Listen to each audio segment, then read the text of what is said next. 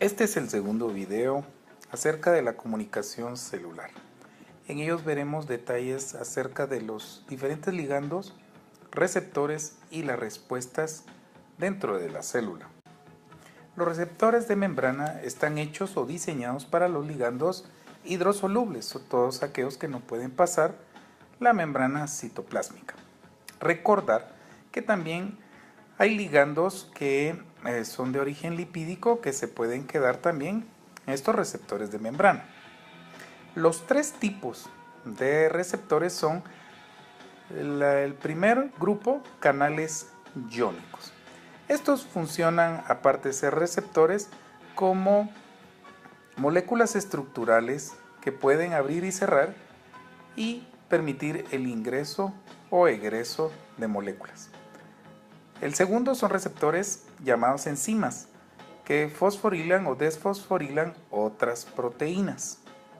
Y el tercer y último grupo, receptores asociados a proteínas que se unen a moléculas de GTP, que es una molécula energética, pero que en este sistema lo que va a estimular a el efector.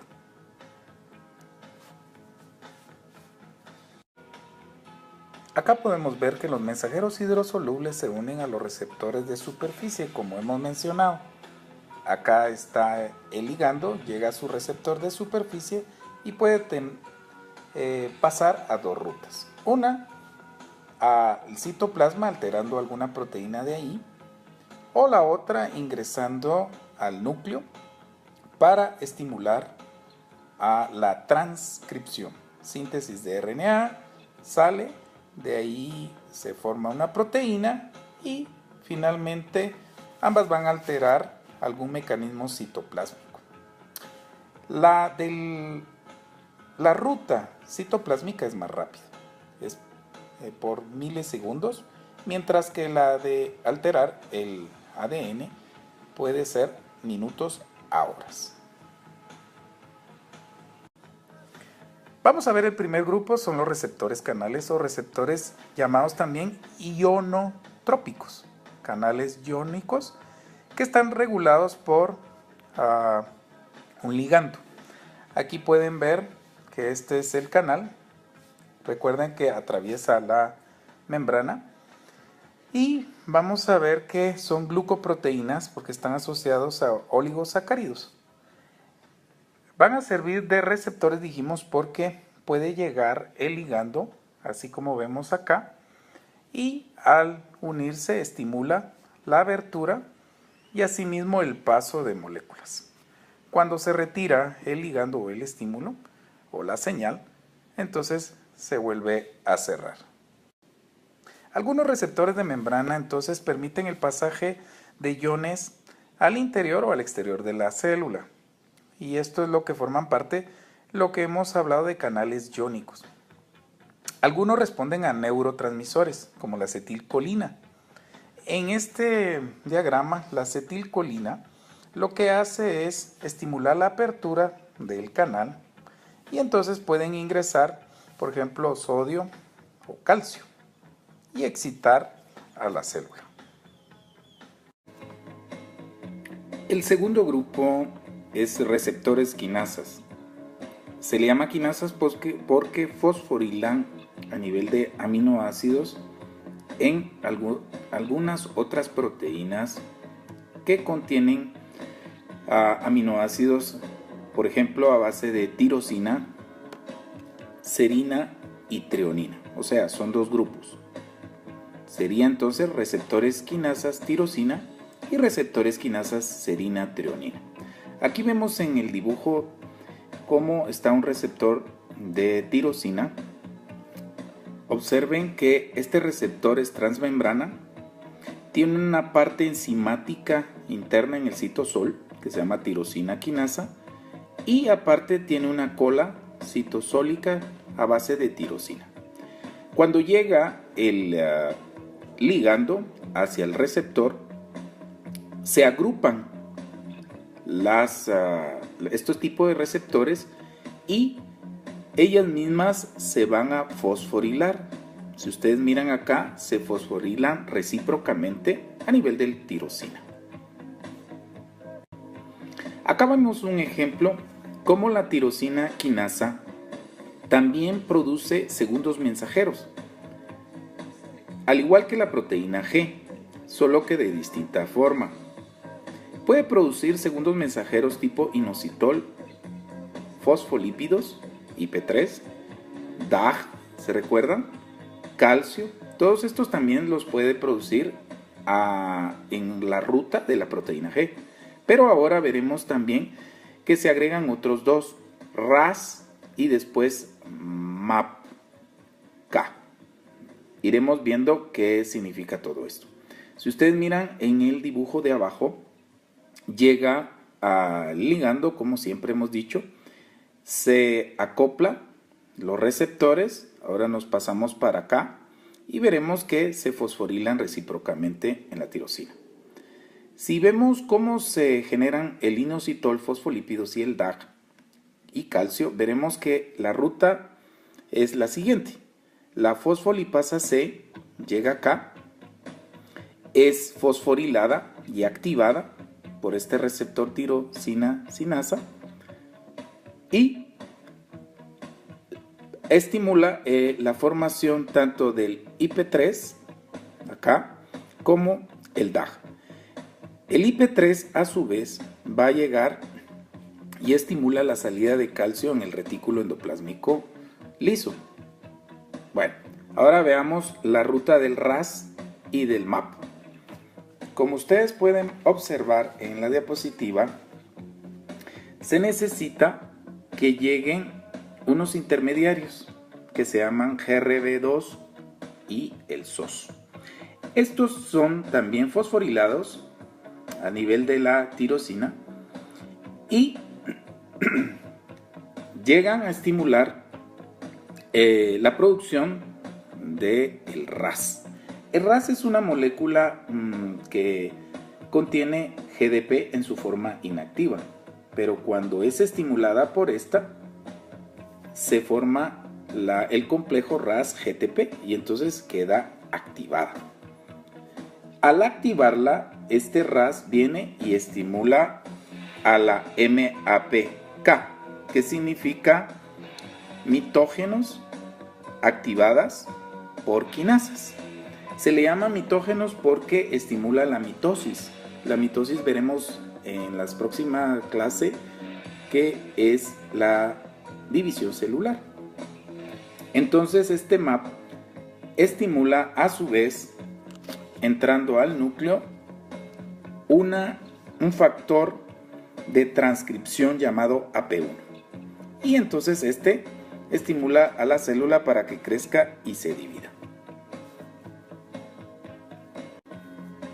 Los receptores quinasas y serina treonina, como hemos mencionado, tienen su ligando, su célula diana, y vamos a ver que, por ejemplo, uno que van a estar oyendo ustedes en sus clases es el factor de crecimiento epidérmico. ¿Este qué va a hacer? Pues va a ampliar la variedad de células epiteliales y mesenquimales. El tipo de receptor va a ser el receptor tirosin quinasa, como vemos acá. Veamos ahora con serina treonina. Acá vamos a estar hablando del factor beta de crecimiento transformante, TGF-beta. Este estimula, o sea, sus células blanco son las fibroblásticas. Y vamos a ver en la diapositiva posterior cómo funciona esto. Aquí está el receptor que les mencionaba, serina treonina, asociado a factor de crecimiento transformante beta.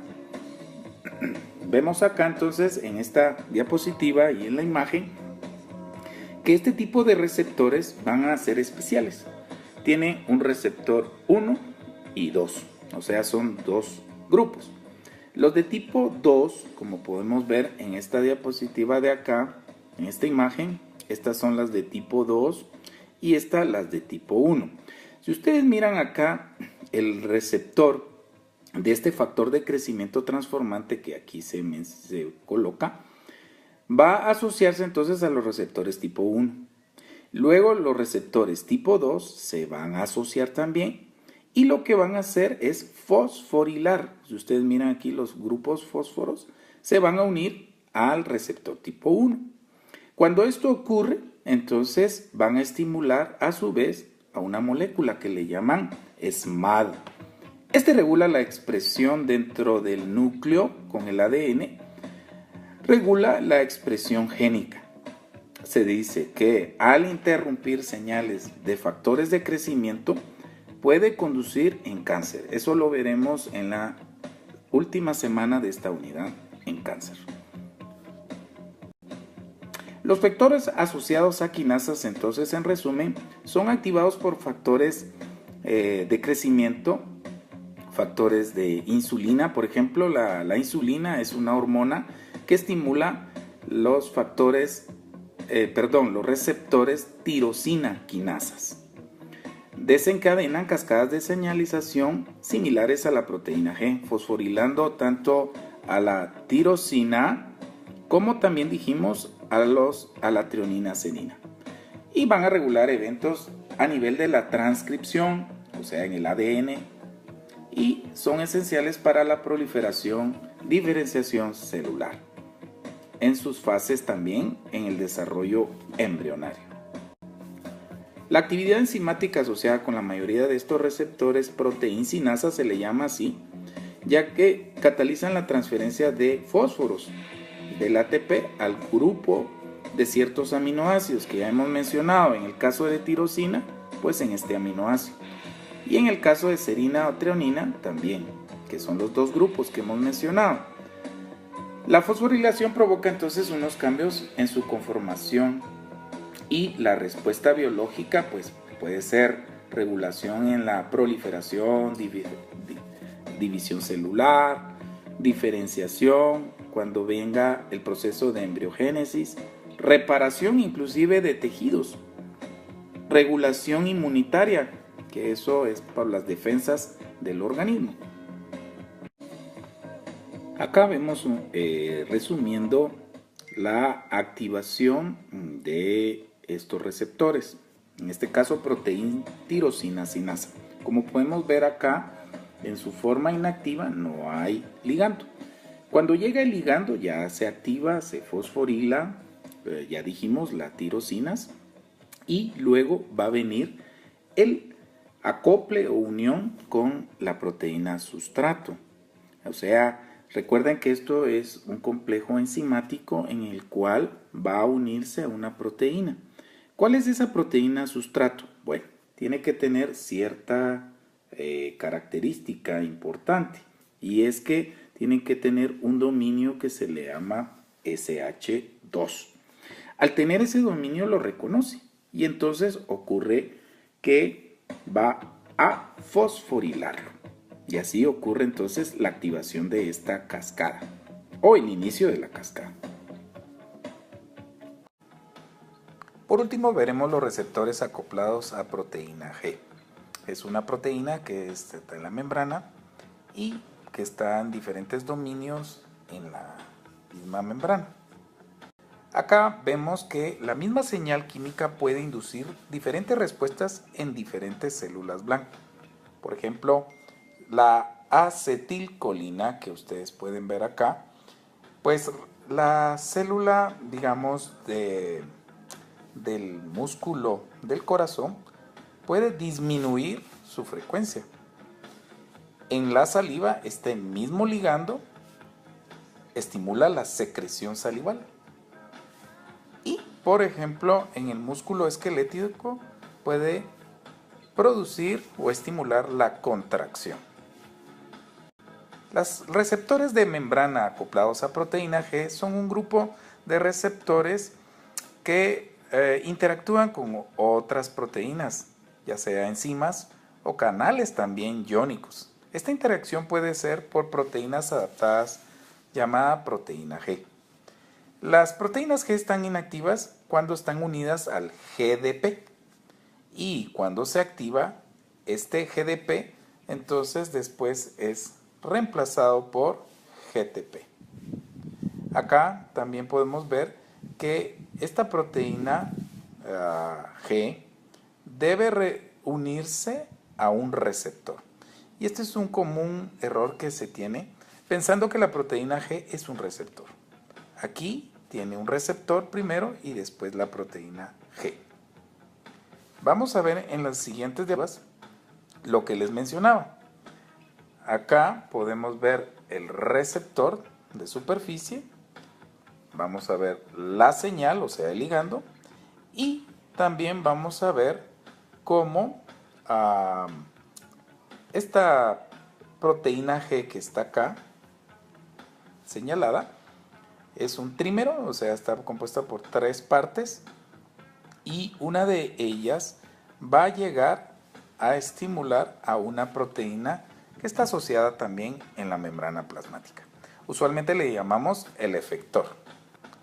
Los receptores acoplados a proteína G, entonces, vamos a ver que van a depender de la unión de un nucleótido de guanina. En lugar de adenina con respecto al ATP, aquí es guanina, o sea GTP. Este receptor dice que tiene varios dominios. Acá lo podemos ver y son 7 hélices alfa. Los receptores van a ser a ligandos, dijimos, hidrófilos, aquellos que no pueden atravesar la membrana. La transducción de la señal para los ligandos acoplados a proteína G, vamos a ver que va a disparar una cascada de reacciones. O sea, aquellas que empieza una reacción, continúa otra y estimula así sucesivamente varias.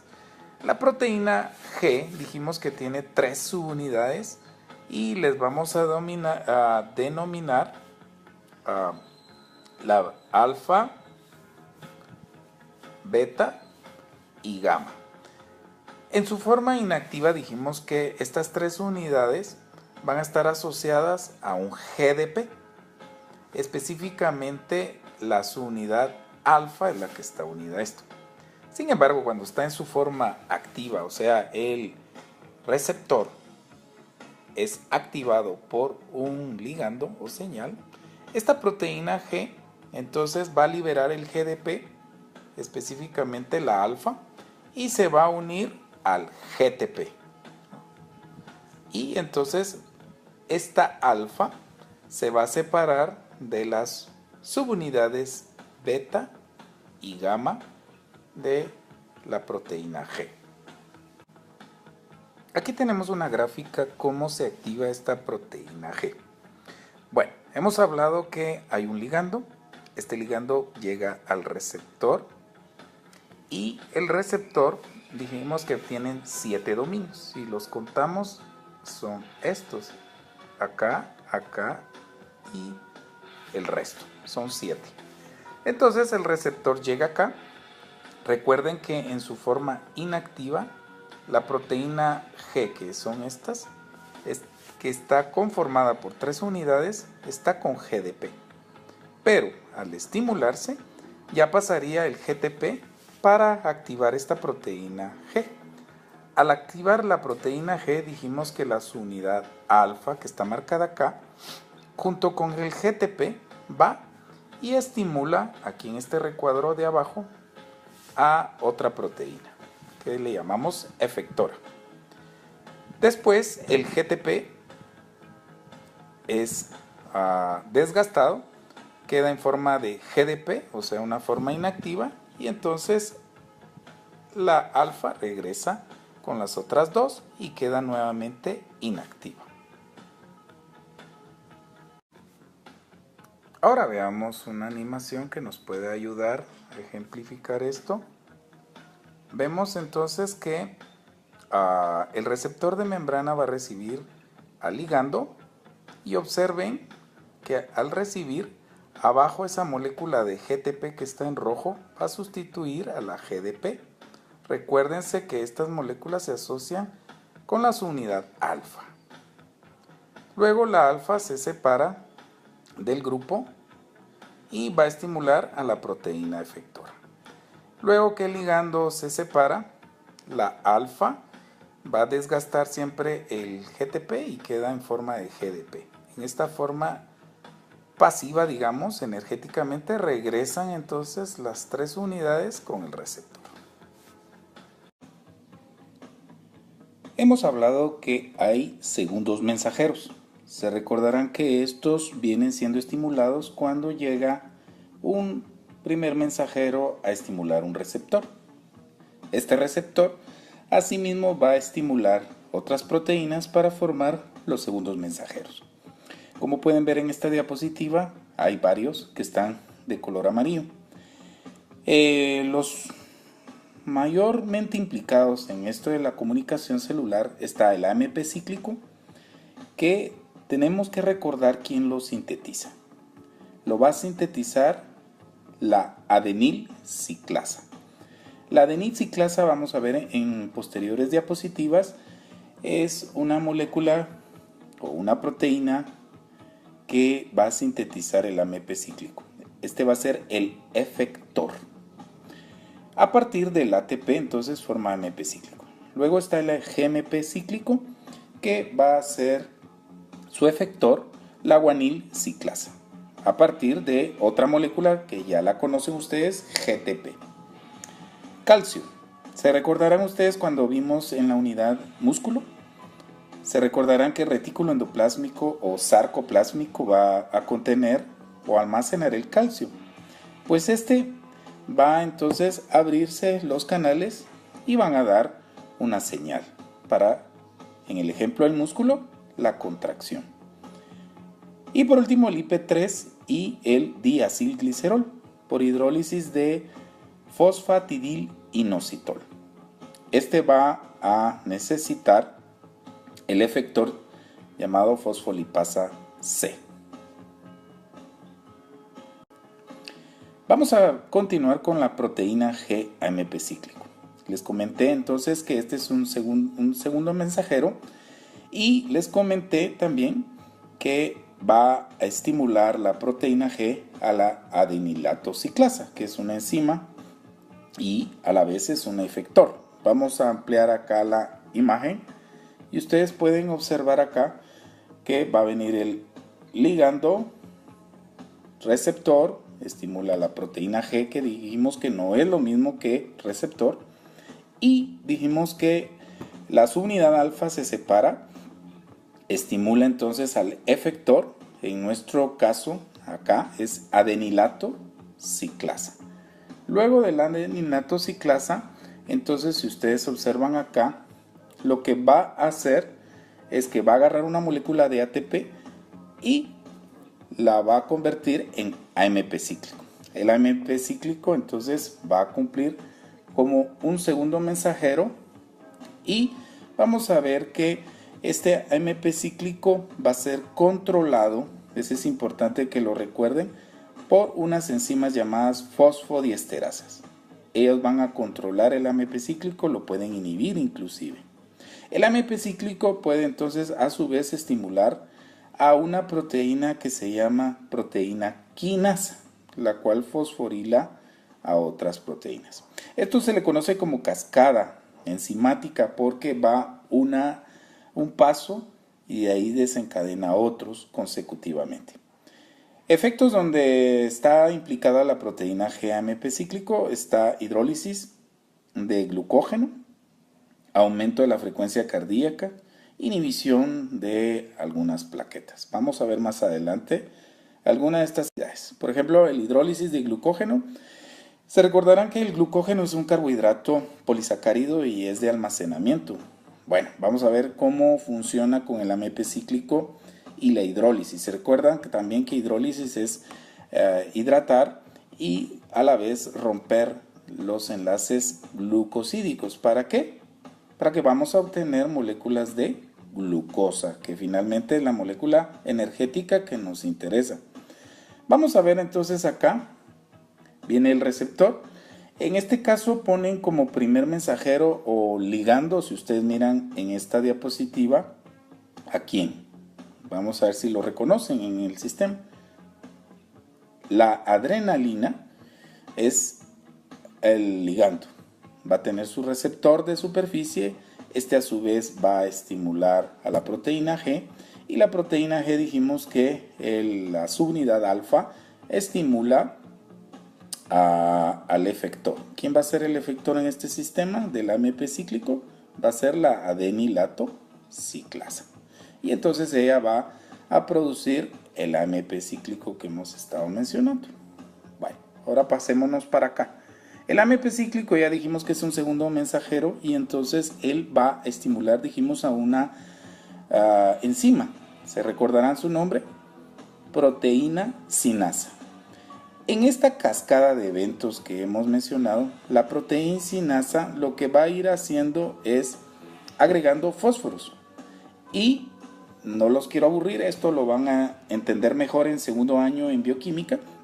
La proteína cinasa lo que va a hacer es, finalmente, en todas estas etapas de acá, va a fosforilar la molécula que se va a separar del glucógeno, donde va a haber hidrólisis, se recordarán. Entonces se separa la glucosa, y si ustedes miran acá, se va a agregar en la posición 1 el fósforo, y eso le va a dar facultad para que sea llevado y utilizado en la célula a través de la glucólisis, ¿se recuerdan? Bueno, las proteínas G se usan como segundos mensajeros, y hemos visto que hay otros mensajeros aparte, pues, del AMP cíclico. Mencionamos el trifosfato de inositol, que se le pone IP3, el diacilglicerol, que le ponen DAG, y hemos dicho que esto es a partir del fosfatidilinositol por una enzima de membrana que se llama fosfolipasa C, que es un fosfolípido de la membrana.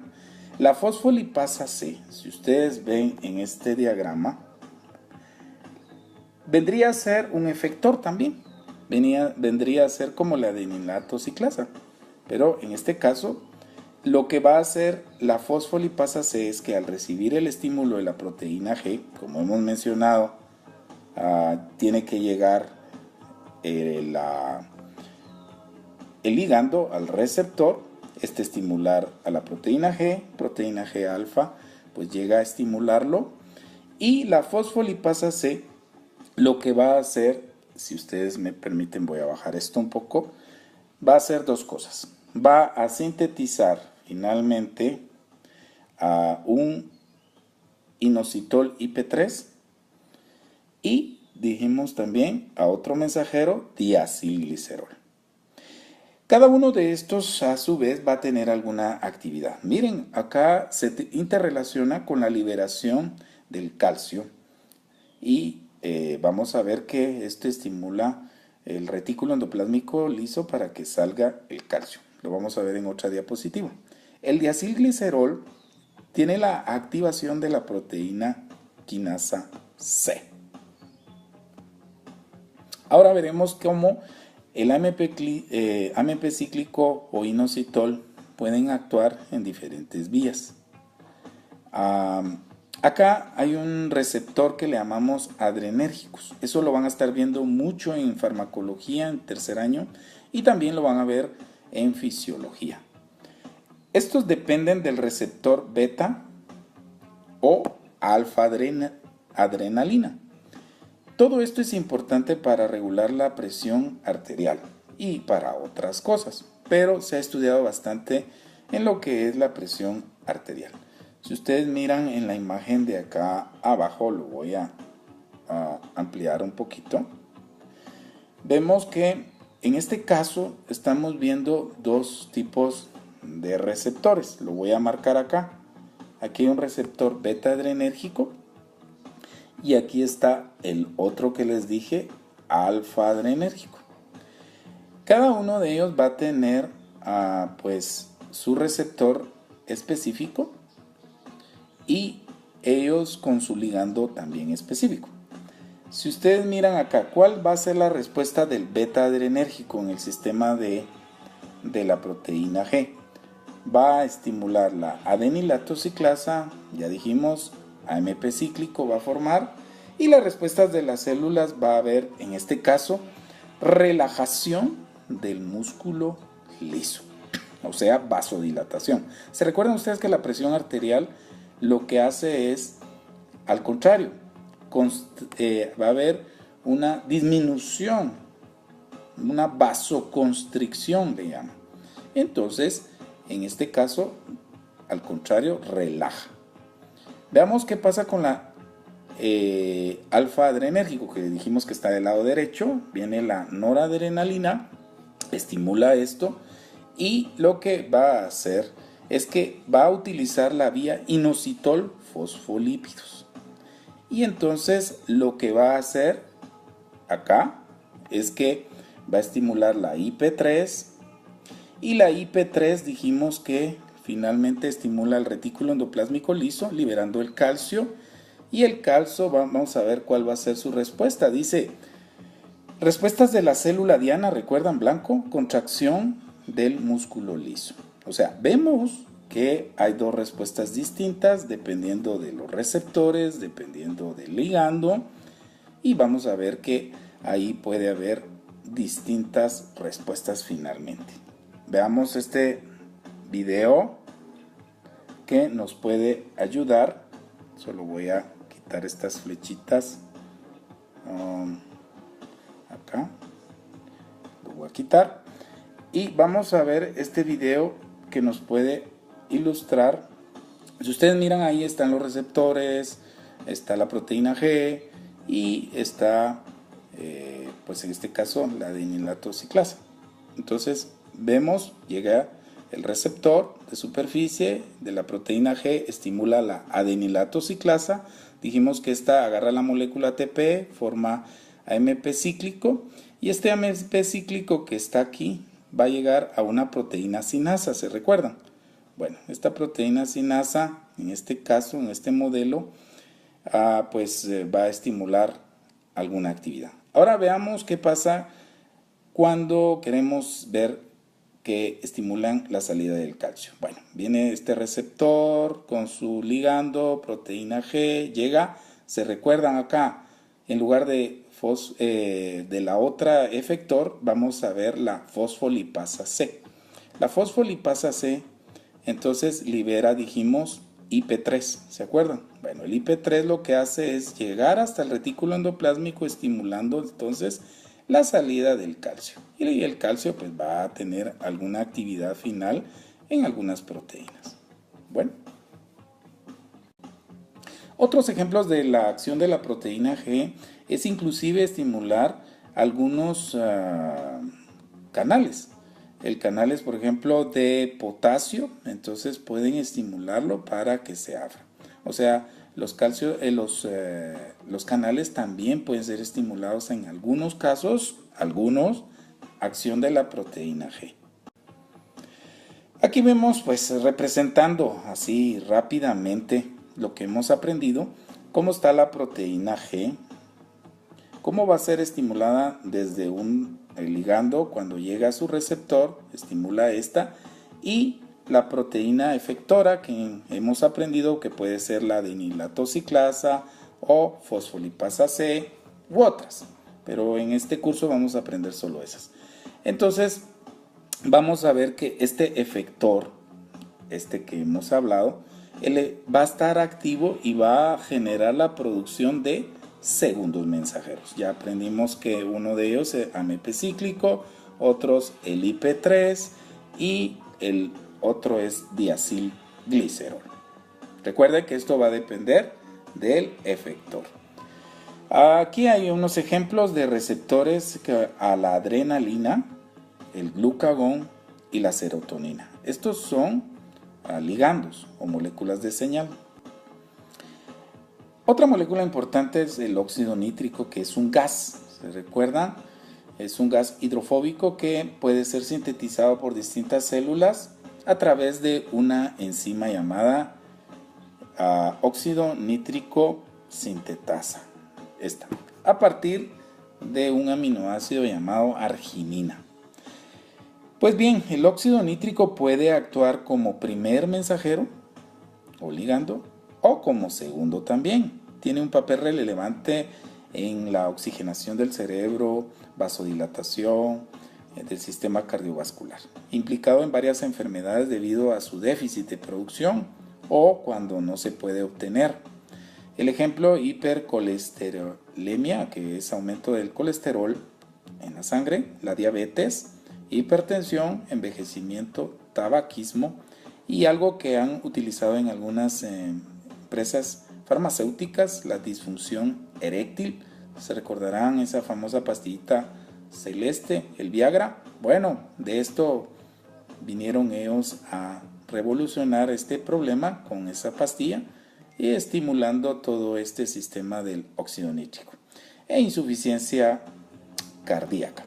Les quiero recordar que diabetes e hipertensión es una enfermedad donde hay muchos agentes, señales, orígenes, causas, y entonces aprender diabetes y hipertensión es muy importante e integra muchos conocimientos desde la biología celular, farmacéutica y terapéutica. El óxido nítrico, dijimos entonces, va a ser, en este caso vamos a ver en un vaso sanguíneo, o sea, una arteria, cómo funciona. Si ustedes miran acá, en este caso va a funcionar como un segundo mensajero y está, digamos, una proteína asociada a la proteína G. Va a llegar un primer mensajero, la acetilcolina, estimula ese receptor, de ahí a la proteína G, y la proteína G va a estimular la producción del IP3. ¿Se recuerdan? Ese es un segundo mensajero. Bueno, el IP3 estimula el calcio para su salida y vean, este calcio va a estimular finalmente en todo esta cascada, dijimos, a la sintetasa del óxido nítrico. Dijimos también que a partir del aminoácido libera entonces óxido nítrico, como está aquí presentado, y entonces van a haber varios pasos que pues no nos interesa por el momento, pero sí que lo tengan para segundo año, y van a ver entonces que el óxido nítrico también va a estimular a la producción del GMP cíclico. ¿Cómo lo va a hacer? A través de la estimulación de la guanilato ciclasa, y entonces produce el GMP cíclico, y vean lo que va a hacer finalmente en esta diapositiva a nivel del músculo liso. Lo que va a hacer es una dilatación de los vasos sanguíneos, relajación del músculo. El destino final de estas moléculas va a ser difusión hacia el espacio extracelular, o sea, pueden ser sacadas, o por inactivación enzimática. Por ejemplo, pueden haber algunas enzimas específicas que lo que hacen es inhibirlas, o recaptación y degradación a través de los lisosomas. Es decir, estas tres pueden ser las vías por las cuales pueden ser inhibidas, eliminadas las señales. Bien, hasta acá lo dejaremos. Refuercen su conocimiento siempre con su libro, por favor, y cualquier duda me la pueden hacer por este medio.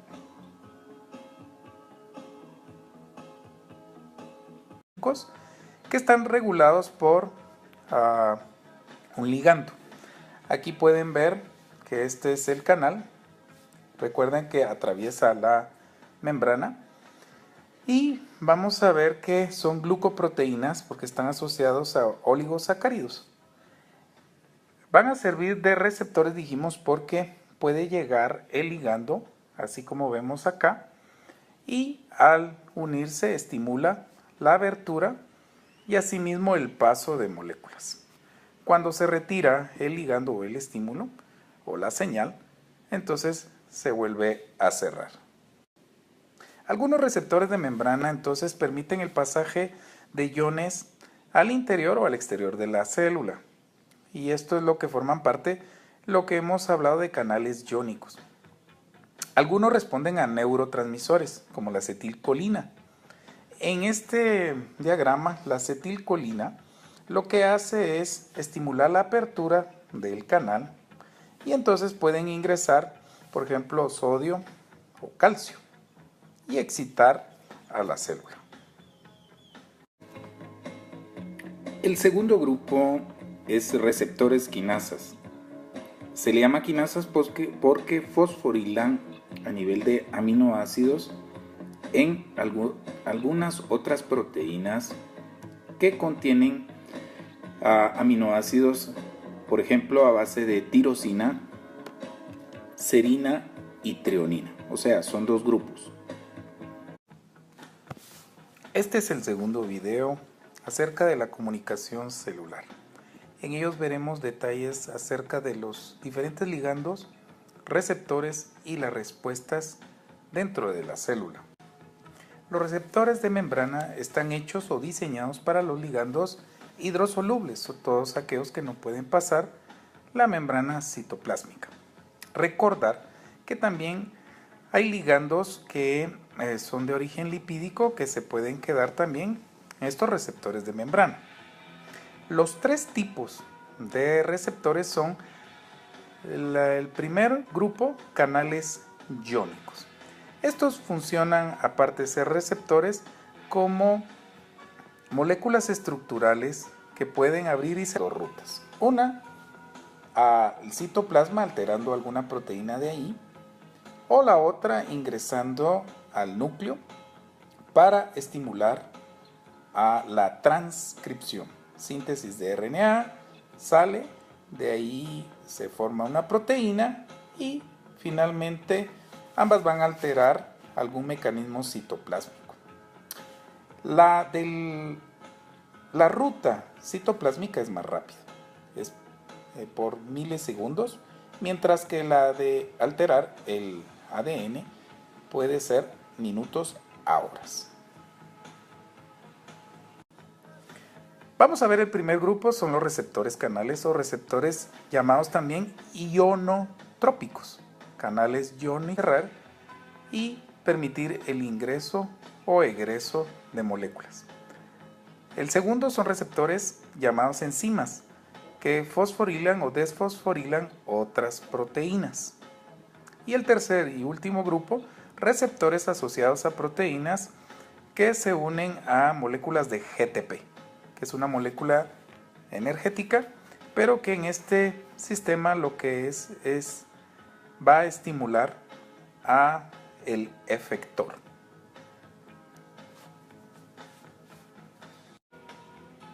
Acá podemos ver que los mensajeros hidrosolubles se unen a los receptores de superficie, como hemos mencionado.